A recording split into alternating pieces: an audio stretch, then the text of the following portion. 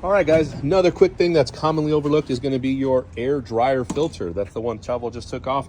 That's going to be the replacement. Guys, if this thing hasn't been touched in a while, I definitely advise that you replace it. Very simple, very easy to do. You're going to need something like that. Boom. Make sure you clean that off a little bit. Get all that debris out of there as best you can.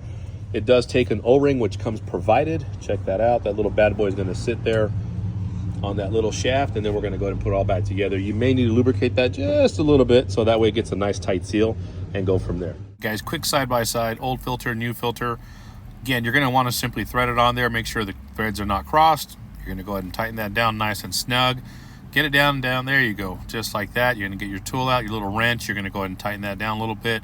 Just kind of get it till it snugs, stops, and you're pretty much ready to go from there. There you go. Give that little extra something, and you're pretty much ready to go. Last thing you want to do is fire up the truck, test it, make sure that it purges properly, and that's pretty much it, guys. It's something simple, something you should stay on top of, and that's it.